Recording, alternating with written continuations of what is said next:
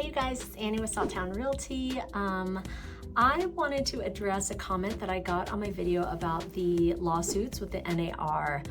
So the comment is, I feel like this is going to add another layer of negotiating to the whole thing. So I'm going to address that first and then we'll address the second part of it.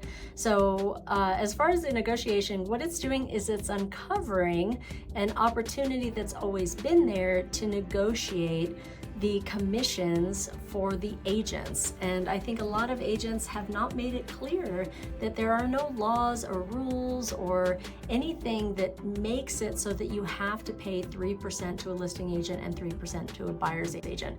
So that has always been there.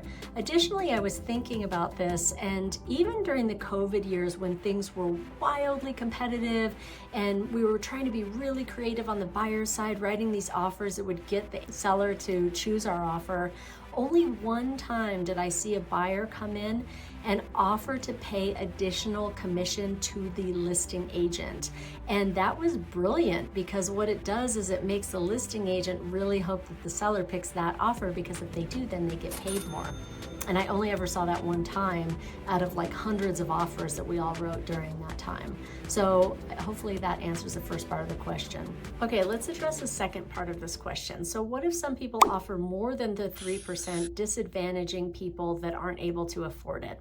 So there's a few different ways this could be interpreted. So let's look at the basics.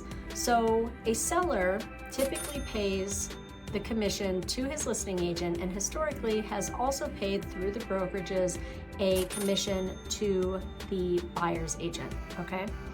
In this New World Order, what all of the news media outlets are saying is that the seller will no longer have to pay the commission for the buyer's agent. I don't think that's true, and I can maybe go into that in a separate video. But as it is right now, let's say that that's the case. So the seller will pay their listing agent, and when they have their listing live for their home, they will say no buyer's agent commission offered.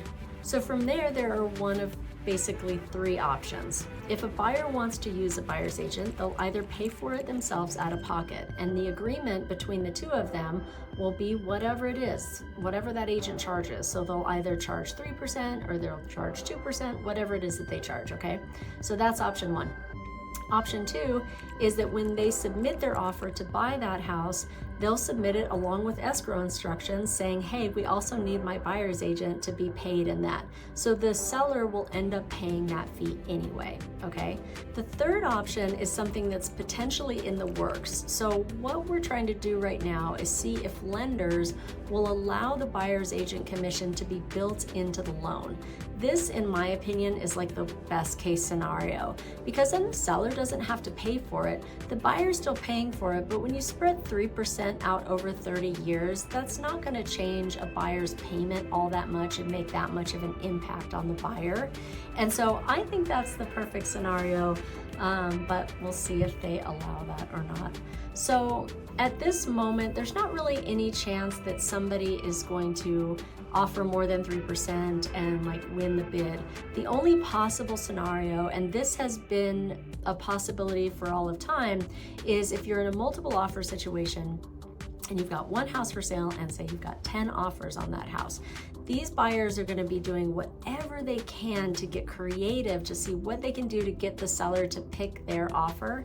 And during the COVID years, there were agents that would slash their commissions. So even though the seller was offering 3% to a buyer's agent, that buyer agent would come in and say, oh, I only need 2%. So then it would save 1% off of the top that they could then pass on those savings to their buyers. So that's always been the case. And especially now, if the seller isn't offering a commission, then in those multiple offer situations, theoretically, the agents could go in and make their offers better because they're not asking as much in commissions as maybe their counterparts. So that would be kind of the only scenario that I could see where the commission piece would become sort of more aggressive within the whole realm of things.